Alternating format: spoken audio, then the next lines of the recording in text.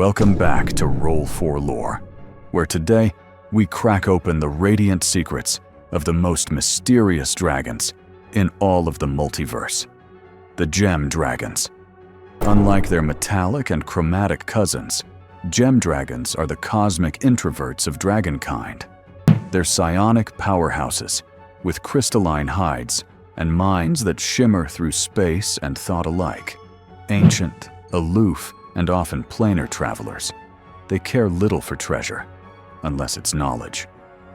There are 5 primary types: Amethyst, Sapphire, Emerald, Topaz, and Crystal, each with their own obsessions, powers, and peculiarities. So sharpen your mind, and maybe your geodes, because we're diving headfirst into the facets of Gem Dragon lore. First, Amethyst Dragons. Let's start with the oldest and most powerful of the Gem Dragons, the Amethyst. These majestic creatures are deep purple in color, like twilight bottled in crystal. Shaped by millennia of observing the rise and fall of empires across the plains, they see themselves as the true, neutral arbiters of dragonkind. Wise, detached, and just a little full of themselves. Their psionic connection to cosmic truths gives them a broad, impartial view of reality, leading them to value balance above all else. Their lairs are often found near planar rifts or deep underground lakes, glowing with the violet pulse of their magic. These locations aren't just scenic. They're chosen for their proximity to planar energies and cosmic anomalies, which Amethyst Dragons study with relentless curiosity. The unique magical resonance of such places amplifies their psionic abilities and provides a front-row seat to the ever-shifting ballet of the multiverse. They are philosophers, cosmologists, and occasional meddlers in planar politics. But don't mistake their calm for weakness. Their psionic abilities are vast, allowing them to manipulate gravity, bend time perception, and even shield their thoughts from magical intrusion. Their breath weapon? A gravitational pulse that warps space and crushes foes under invisible pressure. Think black hole, but more elegant. In combat, they're tactical and devastating, often disrupting entire formations before the first claw is even raised. One ancient Amethyst dragon, Calthorix the Spiral Mind, was said to have once stabilized a rift to the far realm for 70 years just to study it, and then closed it with a single thought. Second, Sapphire Dragons. Next up, Sapphire Dragons. If paranoia had a mascot, it would be these guys. Glittering in hues of deep blue with jagged edges like raw crystal, Sapphire Dragons are the military tacticians of Gem Dragonkind. Shaped by eons of underground conflict and the constant threat of extraplanar invasion, they developed a relentless focus on strategy, defense, and subterranean warfare as a means of survival. This hardened mindset now defines their identity. Their lairs are fortified bunkers hidden deep beneath mountain ranges or collapsed ruins. Some say there are ancient dwarven citadels built on top of sleeping sapphire dragons. One such place is the ruin of Kundrakar's Spine, a shattered fortress carved into the roots of the Grey Peak Mountains. Legends tell of a sapphire dragon beneath it, who once formed a secret alliance with dwarven kings to repel a deep-dwelling mind flayer colony, leaving behind tunnels that hum with latent, psionic energy to this day. They are suspicious of almost everyone and everything, especially other dragons. Their breath weapon? A thunderous concussive blast that can rupture eardrums and shatter rock. Highlight moment. In the Siege of the 8 Kings, a single sapphire dragon named Garathul held off an entire Duergar army for 6 days without rest, using only traps, echoes, and psychic projections. The battle took place in the narrow, collapsing tunnels beneath the obsidian marches. Garathul flooded sections of the cavern system to control troop movement. Collapsed chambers to isolate battalions, and used psychic illusions to turn Duergar forces against each other. By the time reinforcements arrived, the enemy was either routed or mad with fear, convinced they had faced an army of dragons instead of one. Emerald Dragons. And now, the detectives of dragonkind. Emerald Dragons. These inquisitive, reclusive dragons shine like polished jade, and they are the great scholars of secrets. If you have a mystery no one can solve, there's probably an emerald dragon already studying it. They make their lairs in coastal cliffs or ancient ruins, using illusions and labyrinthine tunnels to stay hidden. These places often harbor forgotten history or buried truths, exactly the kind of mysteries that emerald dragons obsess over. Their use of misdirection and concealment stems from a belief that being truly observed alters the nature of what they seek to uncover. Emeralds don't mind visitors. They just don't like being known. Their breath weapon is a piercing cone of psychic dissonance that can unravel minds and force truths to the surface. It works by disrupting mental barriers and scrambling surface thoughts, causing suppressed memories and buried secrets to surge forth uncontrollably. It doesn't kill you. It just breaks you open. An emerald dragon called Zarthimel was rumored to have uncovered the lost language of the aboleths, and with it, accidentally rewrote the dreams of an entire city for a century. Fourth, Topaz Dragons. Topaz Dragons are the ultimate nihilists of the dragon world. They shimmer like golden sand and crashing waves, but are anything but warm. These are the loners who hang out near desolate shorelines, contemplating entropy and the meaningless grind of life.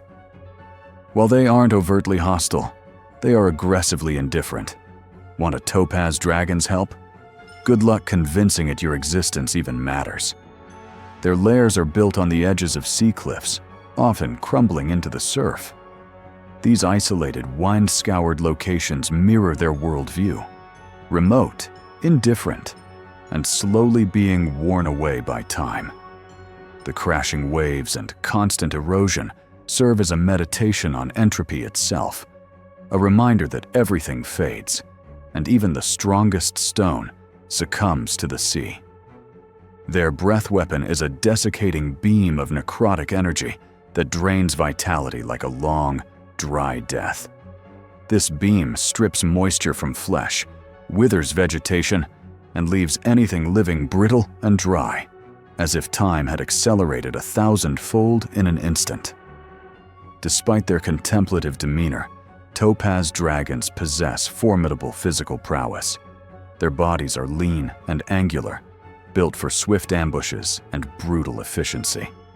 Their claws can slice through stone, and their tails whip with enough force to shatter bone. When provoked, they strike with a predator's precision, their movements honed by years of solitary defense and disdain for anything that dares disturb their peace. One Topaz elder named Valmar once argued death philosophy with a necromancer for a decade. Then they both vanished into the sea during a solar eclipse. No one knows who won. 5. Crystal Dragons. Ah, Crystal Dragons. The glittering optimists, the dreamers, the weirdos. These dragons glow like snow-covered quartz, pure and radiant. They're known for their friendliness, curiosity, and their desire to bring joy into the world. Think of them as the golden retrievers of gem dragons, but still capable of disintegrating you with a thought. They prefer high, icy peaks, where the stars are bright and the dreams are louder. Dream magic is their specialty, and they often weave illusions into their lairs just for the fun of it.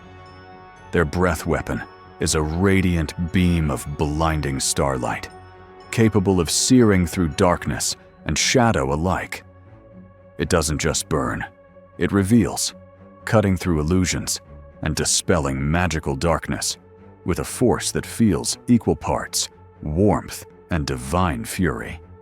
Crystal dragons also possess a unique attunement to the dreamscape. They can slip into the dreams of sleeping creatures, communicate through subconscious visions, and even glean information from shared collective thoughts. Their bodies, while deceptively delicate-looking, are agile and resilient. They can leap great distances in thin mountain air, and their wings create shimmering bursts of light that can dazzle foes mid-battle. When they fight, it often feels less like war and more like choreography performed under starlight. The crystal dragon Sardior once adopted a village of gnomes after an avalanche and enchanted their homes to sparkle like constellations. The village still celebrates her with a winter festival to this day. The gem Greatworms. Gem Greatworms are like if a dragon had seen 1,000 versions of itself across the multiverse and decided to become all of them at once. Multidimensional, psionically transcendent, and often nearing godhood, they are the endgame of gem dragon evolution. But they are not born this way. They become this way. To ascend, a gem dragon must undergo a process known as echo fusion, connecting and harmonizing with alternate versions of themselves across different realities. This metaphysical journey requires immense psionic focus, clarity of identity, and often a catalyst such as exposure to ancient artifacts tied to Sardior or planar nexuses, where reality itself grows thin. Few survive the transformation, but those who do emerge as beings untethered from time, capable of weaving fate with a whisper and dreaming across worlds in tandem. At the center of it all is Sardior, the ruby dragon. Long believed dead, Sardior is the enigmatic progenitor of all gem dragons and the originator of the echo fusion path that leads dragons to ascend as Greatworms. He once served as the right hand of Bahamut himself, embodying the ideal of balance, not only between Tiamat's fury and Bahamut's law, but between the many selves a dragon can become across the multiverse. Sardior vanished during the ancient Dragonfall Wars, shattered across the multiverse. But whispers remain. Some say he lives on in the dreams of every gem dragon. Others claim he is reforming, piece by ruby piece. And when he returns, he might just bring psionic balance to the planes, or crack reality like a gemstone under pressure. So whether you meet a crystal dragon trying to teach owlbears how to dance, or a sapphire one plotting an underground empire, just remember, gem dragons may sparkle, but they are far more than pretty stones. They are thinkers, wanderers, and sometimes even gods. If you enjoyed this deep dive into the lore, be sure to smash that like button like a barbarian on a rampage. And if you want to keep uncovering the mysteries of the realms, don't forget to roll for subscription and hit the bell so you never miss a quest. Until next time, may your rolls be high and your loot be legendary.